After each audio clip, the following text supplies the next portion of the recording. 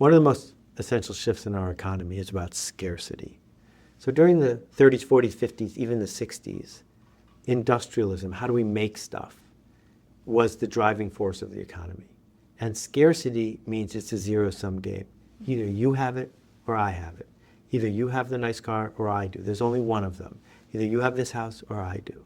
And as the economy shifted, just as I was coming up as a professional, the shift was one based on connection. Not the connection of who do you know, but the connection of who trusts you and who are you leading.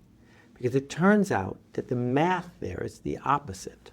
The math there is not the math of scarcity, not the math of, I don't have very much, so if I give it to you, I won't have it anymore. Mm-hmm. But it's the math of, I don't have that much, but if I give you this idea, we'll both have it. And if we both have an idea, its value goes up, not down. And so I spent a lot of time in the 80s listening to a teacher named Zig Ziglar.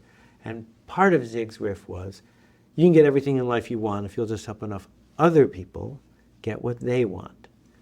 And inherent in that is a little bit of give and then you get. But what I discovered about the connection economy and the culture we were living in is you didn't have to do the second part. If you could just figure out how to give, the culture itself showed up in a way that let you do it more. And so I became a teacher when I was 17, 18 up in Canada. And people didn't have to come to my classes, but the kids who I was teaching canoeing to chose to come.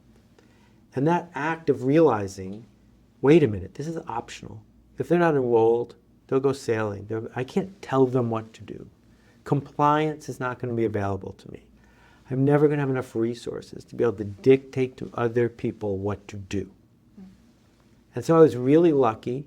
A bunch of people who I worked with and for opened doors for me. And I'm super aware of this. I just ran into one last week. I did a talk at a university in Washington where he's the dean of the business school now.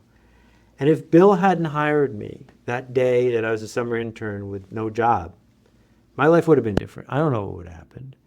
But throughout this journey, the authors that I met or worked with or the people who I did projects with, it always worked better when I found someone who wasn't keeping score. Mm-hmm. When I found someone who said, oh, I got something, and if I share it, we'll all have it. That mindset fit the way I was raised, but it was also working. And the internet, I think, has shifted the way a lot of people think. For some people, it's made the whole scarcity thing worse. You know, I'm the most popular X, or I can put people on a squeeze page to get them to do this. I can join this thing because then it'll be a networking event.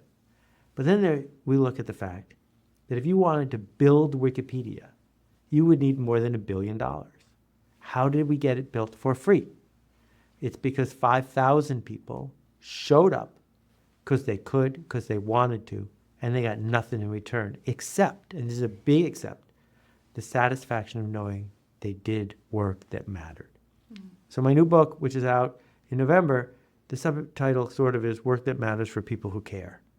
And what a privilege to do work that matters for people who care. So every day I say, wow, if I could do that today, it would be